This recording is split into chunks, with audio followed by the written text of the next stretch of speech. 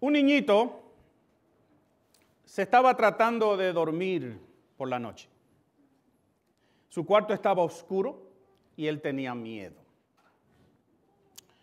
Después de unos momentitos de luchar con el sueño a ver si podía, no pudo más y le gritó a su papá: «Papi, está oscuro aquí y yo tengo miedo». Bueno, si hubiese sido un abuelo, va corriendo por allá, ¿verdad? Pero el papá le dijo: «No te preocupes, hijo, Dios está contigo».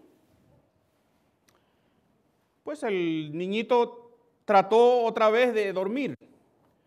Y entonces empezó a buscar en la oscuridad a ver si encontraba a Dios. Después de unos momentos de buscar y no verlo, el niñito dijo: «Papi, ven aquí ahora, que yo necesito a alguien en carne y hueso». Miren, yo creo que este niñito expresa la gran necesidad del ser humano de ver a Dios en una manera real. No en un concepto, sino de experimentar a Dios en una manera real. Esa necesidad la tenemos todos los seres humanos. Y mis queridos, en la persona de Jesucristo encarnado, en la persona de Jesucristo, quien toma forma humana, nosotros podemos ver a Dios entonces manifestándose hacia el ser humano en la manera que el ser humano lo necesita. Jesús es la magna manifestación de Dios, pero no en un concepto, sino en la manera en que tú y yo como seres humanos lo necesitamos. Y tú te puedes preguntar, ¿y no es una contradicción eso de que Dios, en toda su magnificencia, en todo su poderío, su soberanía, en todo lo que Dios es, que Dios se haya hecho ser humano, que haya tomado forma? Parece una contradicción, ¿verdad que sí? O por lo menos un misterio difícil de entender. Y también podemos preguntarnos, ¿pero por qué lo hizo? ¿Lo hizo meramente para satisfacer nuestra debilidad como seres humanos? Para como ese niñito, mostrarle algo físico para que no tuviese miedo? Yo quisiera en esta mañana todavía tratar esta idea con ustedes. Una contradicción en carne y hueso. Dios en carne y hueso. Es una contradicción para la lógica humana. Es algo que no nos cabe en nuestra mente. Y yo quisiera en este día leer un pasaje con ustedes que quizás nos va a ayudar a responder algunas de estas preguntas que nos hicimos. ¿Por qué lo hizo? ¿Para qué lo hizo? ¿Qué quiere decir? Y al responder a estas preguntas, al final nos vamos a quedar con un problema, con un desafío, con algo donde Dios nos va a decir: ¿y ahora qué tú vas a hacer con esta información que yo te doy? Así que vayan conmigo al libro de Juan, el capítulo 1, y vamos a leer los versos 14 al 18. Juan, capítulo 1, versos 14 al 18. Yo los voy a proyectar aquí en la pantalla para los que los necesiten. Y vamos a seguir con esta idea que comenzamos la semana pasada, hablando de la encarnación de Jesús y cómo esta encarnación es una contradicción, porque es Dios en carne y hueso. Juan capítulo 1, versos 14 en adelante, la palabra del Señor dice así: «Y aquel verbo fue hecho carne y habitó entre nosotros. Y vimos su gloria, gloria como del unigénito del Padre, lleno de gracia y de verdad. Juan dio testimonio de él y clamó diciendo: Este es de quien yo decía, el que viene después de mí es antes de mí, porque era primero que yo. Porque de su plenitud tomamos todos, y gracia sobre gracia. Pues la ley por medio de Moisés fue dada, pero la gracia y la verdad vinieron por medio de Jesucristo. A Dios nadie le vio jamás. El unigénito Hijo que está en el seno del Padre, Él le ha dado a conocer. Que Dios bendiga su palabra en este día. John Howard Griffin fue un escritor que publicó un libro en el año 1961. El libro se llama Black Like Me, negro como yo. Y este hombre, John Howard Griffin, hizo un experimento. Él quería ver cómo era la vida de la gente negra, de los negros en este país. En el tiempo de los años 60, el siglo pasado, donde estaban las regulaciones de Jim Crow, porque así se llama una serie de leyes y regulaciones que eran injustas, raciales o de racismo, donde la gente negra era separada oficialmente. Y John Howard Griffin escribió este libro, Black Like Me. El único problema era que John Howard Griffin era blanco. Y para él poder hacer ese experimento y escribir su libro, estilo diario, porque después lo publicó, John Howard Griffin se sometió a un proceso químico y empezó a tomar grandes cantidades de una droga que se llama methoxsalen, la cual se usa para tratar el problema de la piel, el vitíligo, yo creo que se llama, ¿verdad? Cuando la piel se le descolora a las personas porque pierde su color, pierde su pigmento. Y este hombre se sometió a grandes dosis de esta droga para oscurecer su piel. Encima de eso se sometió a un proceso donde se ponía bajo una lámpara de rayos ultravioleta. Y por 15 horas al día estuvo allí hasta que su piel oscureció tanto que sus amigos no lo reconocían. Y John Howard Griffin se fue de Texas a otros pueblos en Luisiana y en Alabama a vivir como un hombre negro. Y ustedes pueden imaginarse, lean su libro, Black Like Me, todavía está ahí, hay una película. Ustedes pueden imaginarse los abusos, ustedes pueden imaginarse las acusaciones, las malas palabras, las expresiones que se usaban en contra de él. Ustedes pueden imaginarse lo que es entrar en un restaurante y no poder sentarte a comer porque no se permite un negro en ese restaurante. Usted puede imaginarse lo que es tener sed y ver ahí no me acuerdo cómo se llaman los bubblers, una fuente de agua y no poder tomar porque dice whites only. Y en una ocasión, Griffin, tratando de identificarse con la causa de los negros en un autobús, se puso de pie para darle el asiento a una mujer blanca. Y los hombres negros que estaban en ese autobús lo criticaron y le cayeron encima diciéndole no hagas eso. Y después que terminó este experimento y John publicó su libro, una turba de hombres blancos le cayeron encima y le dieron una tremenda paliza por haber hecho eso. Me acuerda entonces las palabras de Juan 1:11. A lo suyo vino y los suyos no le recibieron, y en el caso de Griffin, ni los negros ni los blancos. Pero miren, me llama mucho la atención de esta historia dos cosas. Primero, para poder identificarse con la gente negra, Griffin se hizo como uno de ellos. Y segundo, vemos que fue rechazado igual que Jesús. Entonces, cuando tú vas otra vez al pasaje y lees en el verso 14 que dice, y aquel verbo se hizo ¿qué? Carne y habitó entre nosotros. Ahora tú dices, pero ahora yo tengo otra imagen en mi mente. Lo que hizo Jesús es algo como lo que hizo John Griffin. Se identificó tanto con el ser humano que vino aquí a la tierra a ser como uno de nosotros. Entonces, si tú eres un judío escuchando eso en aquel día, tú dices, eso es imposible. Porque es imposible que este concepto del logos, ¿verdad? La palabra logos en griego quiere decir verbo, palabra, que esto se haya hecho un ser humano. La idea de la palabra de Dios es conocida para el judío. El Salmo 33:6 dice: por la palabra de Jehová fueron hechos los cielos y todo el ejército de ellos por el aliento de su boca. Así que el judío entiende que cuando Dios habla, suceden cosas. Y en el libro de Génesis, en el primer capítulo, 9 veces está la expresión "y dijo Dios".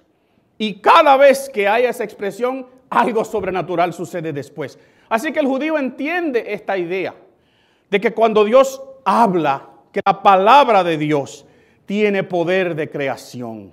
Así que ellos no tienen ningún problema con la palabra de Dios, el verbo. El griego tampoco. El griego considera el logos la idea más mayor, lo máximo. Lo mejor que hay, lo que estaba antes de la creación. Donde está el problema, mis queridos, es que esa palabra de Dios se haya hecho, ¿qué? Carne. Es una contradicción. Es imposible para ellos con la lógica humana captar esta idea. Y Juan dice no solamente que se hizo carne, sino que habitó entre nosotros, dice ese versículo. Habitó quiere decir que puso su casa de campaña. He pitched his tent among us. Vino a vivir con nosotros, vino a vivir como nosotros. ¿Por qué lo hizo? Jesús se hizo como nosotros para estar con nosotros. ¿Y por qué lo hizo? Por amor. Porque tú necesitas ver a Jesús en una manera que tú lo puedas captar en tu realidad, en tu existencia, en tu manera de ver las cosas. Pero miren, no solo eso, si van al verso 16 conmigo, dice: porque de su plenitud, de Jesús, tomamos todos, y no es tomar, sino tomar, ¿verdad? To take. Gracia sobre gracia. Y tú te preguntas, ¿qué quiere decir eso? Es como llover sobre mojado, ¿verdad? Gracia sobre gracia. Bueno, Juan mismo dice qué es lo que eso quiere decir. Versículo 17 dice: pues la ley por medio de Moisés fue dada, pero la gracia y la verdad vinieron por medio ¿de quién? De Jesucristo. Esa expresión gracia y verdad se usan en el Antiguo Testamento para describir a Dios. Así que cuando Juan dice que por Moisés se nos dio la ley, pero la gracia y la verdad, gracia sobre gracia, se me dio a través de la persona ¿de quién? De Jesús. Y de Jesús el Cristo. Entonces un judío dice: espérate un momentito, porque la ley para el judío es lo máximo, es la máxima manifestación de Dios. Si la ley para el judío no es simplemente una lista de haz esto o no hagas aquello. No es una lista de esta es la manera que vas a hacer los ritos y esta es la manera que te vas a comportar socialmente. No, es mucho más que eso para ellos. La ley para el judío es la presencia de Dios con ellos. ¿Por qué? Porque fue dada en el monte Sinaí por la palabra de Dios. Así que el judío dice la ley es la magna manifestación de Dios para con su pueblo. Y aquí viene Juan y dice: no, hay gracia sobre gracia. Hay más gracia encima de esa ley. Y esa ley es la persona de Jesucristo. Esa ley es lo que dice el Antiguo Testamento: gracia y verdad. Para el judío, una contradicción. Para nosotros que estamos aquí en el día de hoy, esto debe empezar a mover nuestros corazones a decir: ¿qué voy a hacer con este Jesús? ¿Qué quiere decir esto? Que Dios me ame tanto, que se haya hecho un ser humano, que haya venido aquí con todas las limitaciones nuestras, para que yo pueda entender qué y quién Él es. Jesús es la magna manifestación de Dios y por eso en el libro de Hebreos dice: Dios, habiendo hablado muchas veces y de muchas maneras en otro tiempo a los padres por los profetas, en estos postreros días nos ha hablado ¿por quién? Por el Hijo, a quien constituyó heredero de todo y por quien asimismo hizo el universo. Así que la palabra de Dios no es que es una fuerza, es que es Jesús mismo. Este verbo se hizo carne y habitó entre nosotros. Y Juan dice, y vimos su gloria. Gloria como el unigénito. Unigénito quiere decir one of a kind, el único de su tipo, el único de su clase. The GOAT, the greatest of all time. Eso es lo que eso quiere decir. Vimos su gloria como la del unigénito en una persona como tú y yo. La magna manifestación de Jesús. Y por eso Jesús en su encarnación es gracia sobre gracia. Y yo quiero que tú tomes un momentito conmigo. ¿Tú le das gracias a Dios hoy por eso? ¿Tú le das un aplauso a tu Dios por eso? Porque no es solamente la creación, no es solamente las estrellas, no es solamente lo que tú ves, no es solamente la ley dada en el Antiguo Testamento. Ahora tenemos la magna manifestación de Dios en la persona de Jesucristo y en la persona de Jesucristo encarnado. Y eso es lo que hace la gran diferencia entre nuestra fe y nuestra religión y todas las otras. Porque dioses sobran en las otras religiones. Pero ninguno de esas religiones te puede decir a mí, a ti o a mí que ese Dios se hizo carne para identificarse contigo. Siempre hay una diferencia grande entre tú y los dioses. Pero no en el caso de nuestro Dios. La magna manifestación de amor de Dios es Jesucristo hecho carne en el día de hoy. ¿Y para qué? Para que tú y yo tuviésemos una oportunidad de ser llamados hijos de Dios.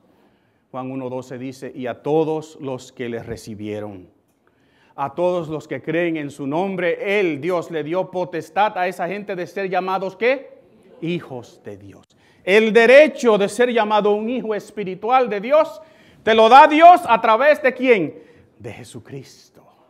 Su magna manifestación de amor. Y por último, si usted va conmigo al versículo 18, Juan va a ponerle un punto de exclamación a esto. Y él dice, a Dios nadie le vio jamás. El unigénito, acuérdense que esa palabra quiere decir el único en su género, el único en su clase. El unigénito Hijo de Dios, que está en el seno del Padre, esa expresión quiere decir que tiene una íntima relación con el Padre. En otras palabras, son uno. Él lo ha dado a conocer. Otra vez para el judío una gran contradicción. Es imposible ver a Dios.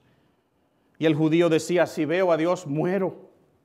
Por eso en la Biblia, cuando usted ve ocasiones donde la gente cree que Dios está ahí, se tiran en el piso, se cubren. Y tenemos la escena de Moisés que le dice a Dios, muéstrame algo de ti. Y Dios lo esconde en una roca. ¿Se acuerdan ustedes de ese pasaje? Si no, es una historia que podemos leer algún día. Dios lo esconde en una roca y le pasa por el frente con su presencia, se manifiesta, pero solamente le deja ver sus espaldas. Porque si Moisés hubiese visto la gloria de Dios, se queda frito ahí mismito, ¿verdad que sí? No hubiese podido soportar. Así que a Dios nadie le ha visto. Pero Jesús lo dio ¿a qué? A conocer. Jesús en su encarnación nos ha dado a conocer a Jesús. ¿Saben para qué? Porque al Jesús hacerse hombre, nos da a nosotros la potestad, la capacidad de ser entonces hijos de Dios. C.S. Lewis dice, el Hijo de Dios se hizo hombre para que los hombres pudiesen ser hijos de Dios. Él escribió eso en los años 1940, ¿verdad? Hoy lo pusiéramos un poquito más politically correct, pero no suena tan bien.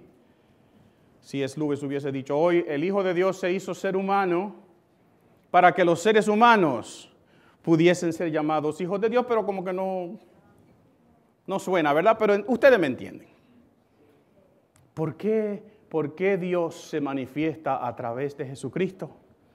Para que tú y yo tuviésemos la oportunidad de conocer su plan divino, de conocer su revelación. Y aunque no le hayamos visto, y aunque no entendamos esto, lo que tenemos en la persona de Jesucristo, lo que tenemos en el mensaje del Evangelio, es la revelación de Dios para contigo, la revelación de Dios para nosotros, para que tengamos la oportunidad en el día de hoy de ser llamados hijos de Dios.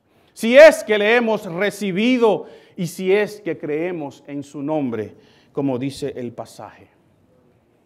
En su encarnación, Jesús nos ha dado a conocer el plan divino de Dios. ¿Y cuál es el plan divino de Dios? Mira, Él te ama. Di conmigo, Dios me ama. Dilo. Gracias por ser obediente, pero yo quiero que tú lo digas en tu mente hoy, no porque el pastor te mandó a decirlo, sino porque tú lo crees. Y sabe eso, no solo Dios te ama, pero Dios nunca se da por vencido contigo. Di conmigo, Dios no se da por vencido conmigo. Dilo.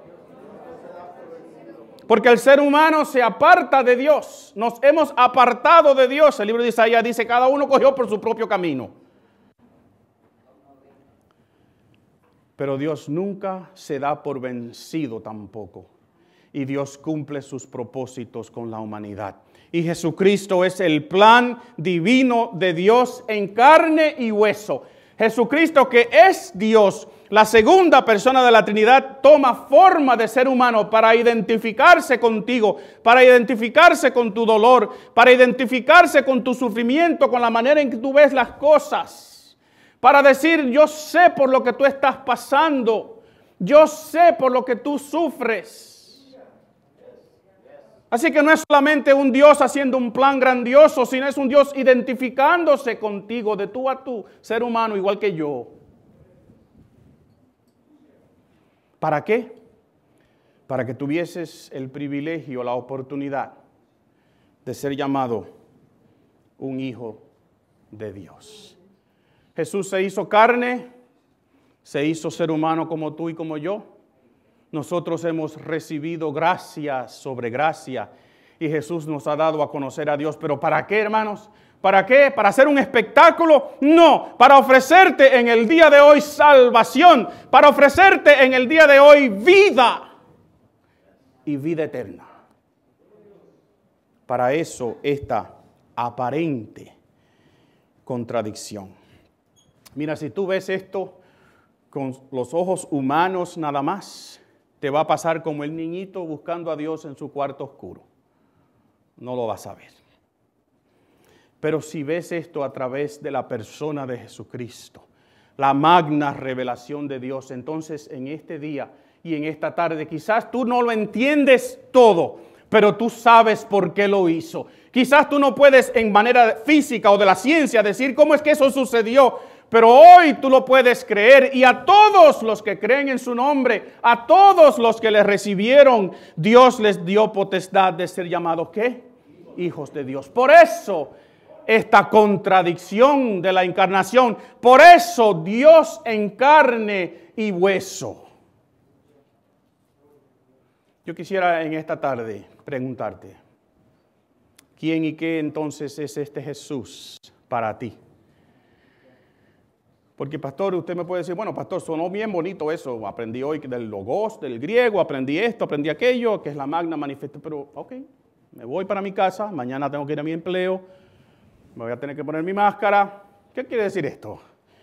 Bueno, frente a la magna manifestación de Dios, es una contradicción entonces que tú no tomes una decisión.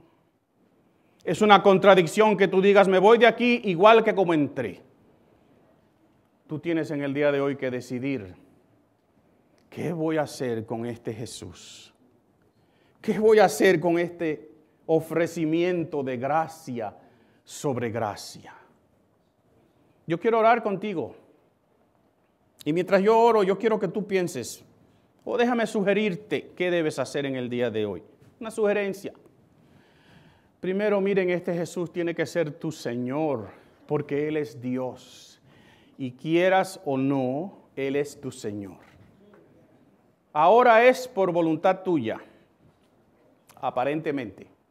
Pero el libro de Filipenses dice que un día toda rodilla va a tener que doblarse frente a este Jesús. Así que o lo haces a la buena, ustedes me han oído repetir eso muchas veces, o lo vas a tener que hacer a la fuerza. Yo prefiero en el día de hoy, te sugiero, te recomiendo, te exhorto que consideres creer y aceptar esta persona de Jesucristo como tu Señor. Y mira, si Él es Señor de tu vida, eso quiere decir que tus decisiones no las tomas tú sin consultar. Y que Dios tiene la primera palabra en tu decisión, pero también tiene la última palabra en tu decisión. Porque muchos de nosotros le damos la primera palabra a Dios. Oramos y decimos, Señor, por favor, tengo esta situación, quiero que me ayudes, ¿verdad? Y le damos la primera palabra. Después arrancamos y hacemos lo que creemos que es mejor. Y en ese momento, en ese tramo ahí, Dios te dice, sabes que por donde tú vas no es. Pero ya Dios no tiene la última palabra, la tienes tú. Así que Dios sea Señor de tu vida quiere decir que Él tiene la primera y la segunda y la última palabra. Que Él es Señor sobre tu vida. Que tus opiniones, tu manera de expresarte, la manera en que decides, lo que tú piensas, está sometido a la voluntad de Dios. Pero quizás en el día de hoy tú nunca has tomado una decisión, tú nunca has entendido qué es eso de que se me ofrece vida y vida eterna a través de una persona, a través de Jesús encarnado, pues hoy Dios puede ser también, a través de Jesús, tu Salvador. Y ya leímos y hemos mencionado el versículo Juan 1:12. Pero a todos los que les recibieron, a los que creen en su nombre, les dio potestad de ser llamados, ¿qué? Hijos de Dios. Así que yo voy a orar. Y cuando yo ore, tú tienes que enfrentarte a este Jesús. Pero qué lindo que es una enfrentación de amor, un enfrentamiento, de amor. Que lo que Jesús quiere manifestarte es ese amor de Dios que no se da por vencido contigo. Ese amor de Dios que cumple sus propósitos contigo. Ese amor de Dios que te dice hoy, ven, que yo quiero ser tu Señor y tu Salvador. Vamos a orar. Eterno Dios, en el nombre de Jesús, te damos gracias en este día. Gracias, Señor, por gracia sobre gracia, por Jesús ser la magna manifestación tuya de amor, donde tú extiendes tu brazo hacia el ser humano y le dices, ven conmigo, yo quiero cambiar tu vida, yo quiero cambiar tu perspectiva de las cosas. Señor, yo te ruego en el día de hoy que tú, quien eres el único que salvas, que tú quien eres aquel que se acerca, nosotros no nos acercamos a ti, tú te acercas a nosotros. Que en este día, oh Dios, tú te acerques a alguien aquí y esa persona entienda claramente lo que tú estás haciendo, el llamado irresistible que le estás haciendo en su vida y esa persona diga, hoy yo quiero decir que Jesús es mi Señor y que Jesús es mi Salvador. Padre, ayúdanos esta semana a reflejar las decisiones que tomamos hoy. Que seamos un reflejo de Jesús. Que ahora nosotros encarnemos a Jesús en nuestro empleo, en nuestro matrimonio, en nuestro hogar, en nuestras decisiones. Que vivamos a este Jesús que profesamos. Gracias, Señor eterno Dios. Gracias en el nombre de Jesús. Amén y amén. Gloria a Dios.